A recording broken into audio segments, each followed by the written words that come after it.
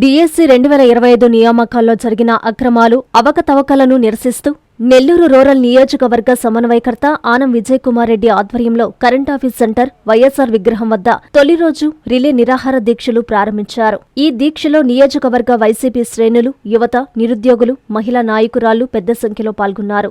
ఈ విషయం తెలుసుకున్న పోలీసులు ఘటనా స్థలానికి చేరుకుని నిరసనను విరమించాలని కోరారు. దీంతో ఆనం, పోలీసుల మధ్య తీవ్ర వాగ్వాదం చోటు చేసుకుంది. దీక్షలో ఆనం విజయ్ కుమార్ రెడ్డి మాట్లాడుతూ జగన్మోహన్ రెడ్డి పిలుపు మేరకు డిఎస్సిలో చోటు చేసుకున్న అక్రమాలను నిగ్గు తేల్చే వరకు ఆగస్టు 9వ తేదీ వరకు ఈ దీక్షలు కొనసాగుతాయని చెప్పారు. డిఎస్సి అక్రమాలపై సిబిఐ విచారణ జరపాలని ఆయన డిమాండ్ చేశారు. నిజాయితీగా చదివిన నిరుద్యోగులకు న్యాయం జరిగే వరకు పోరాటం ఆగదని, డిఎస్సి అక్రమాలపై సిబిఐ విచారణ జరగాలని, విద్యాశాఖ మంత్రి నారా లోకేష్ రాజీనామా చేయాలని డిమాండ్ చేశారు. ఈ కార్యక్రమంలో జిల్లా ప్రజా పరిషత్తు చైర్పర్సన్ ఆనం అరుణమ్మ, నెల్లూరు రూరల్ నియోజకవర్గ పరిశీలకులు చిలుకూరు సుధీర్ రెడ్డి, రాష్ట్ర, జిల్లా కమిటీ సభ్యులు, జిల్లా అనుబంధ సంఘాల అధ్యక్షులు, నియోజకవర్గ వైసీపీ శ్రేణులు పాల్గొన్నారు.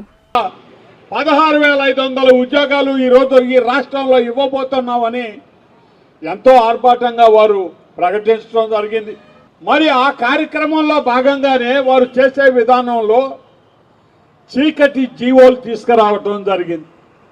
వారి ఇష్టానుసారం డిఎస్సి ఒక ప్రామాణికంగా గతంలో ఉన్నటువంటి నిబంధనలకి, రూల్స్కి వ్యతిరేకంగా వారు వాళ్లకు తోచినట్టుగా విధానాన్ని మార్చుకుంటూ ఈ డిఎస్సి నియామకాలలో వాళ్ళు ఆ కార్యక్రమాన్ని ముందుకు తీసుకువెళ్ళినటువంటి పరిస్థితి చూసాం. మరి దాంట్లో భాగంగానే స్పోర్ట్స్ కోటా అని ఏదైతే ఒకటి ఉందో దాంట్లో గుర్తింపు పొందనటువంటి ఆటల్ని కూడా చేర్చి జీవో తీసుకొని వచ్చి ఇవి కూడా చెల్లుతాయి అని ఆ జీవో ప్రకారమే ఎటువంటి రాత పరీక్షలు కూడా అవసరం లేదు వీళ్ళకే అని వారి సొంత వారికి ప్రయోజనం చేకూర్చిన వారికి ఉద్యోగాలు ఇవ్వటం జరిగింది.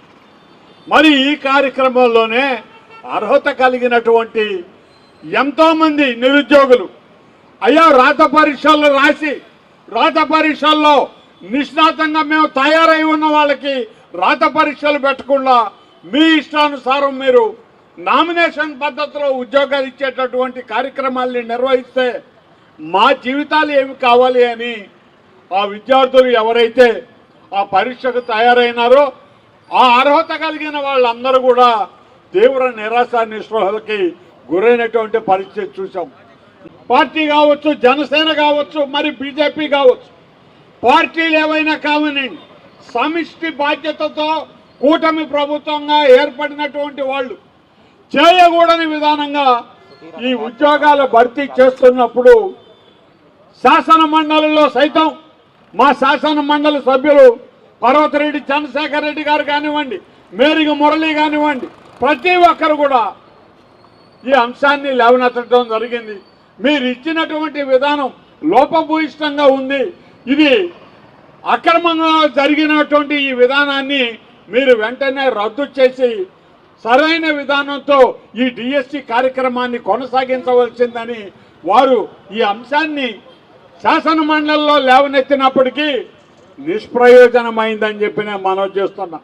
మరి ఎంతోమంది విద్యార్థులు, ఆశావహులు ఈ ఉద్యోగాల కోసం సంవత్సరాల తరబడి నిరీక్షించిన వాళ్ళందరూ కూడా మాకు అన్యాయం జరిగింది కాబట్టి మేము ఈ విధానాన్ని వ్యతిరేకిస్తున్నాం అన్నప్పుడు వైఎస్ఆర్ కాంగ్రెస్ పార్టీ ఈరోజు ఈ దగా పడినటువంటి విద్యార్థులకు కావచ్చు, ఆ సోదరులందరికీ, ఆ సోదరులందరికీ తోనే ఈరోజు ఎటువంటి ఇబ్బందులకి, ఎటువంటి అసాంఘిక చర్యలకి, ఎటువంటి అరాచకపు చర్యలకి తావు లేకుండా YSR Congress party Medicover hospitals Nellore మిమ్మల్ని తిరిగి సాధారణ స్థితికి తీసుకురావడమే మా ధ్యేయం. అన్ని సదుపాయాలతో కూడిన ప్రత్యేకమైన రీహాబిలిటేషన్ వార్డు, అందుబాటులో సేవలు ortho and neuro rehab, cardiac and pulmonary rehab, post operative rehab, post transplant rehab, sports injuries and trauma rehab, geriatric and paediatric rehab, cancer and palliative rehab, Medicover hospitals, Chintareddypalem cross roads, Nellore. Contact 0406833445.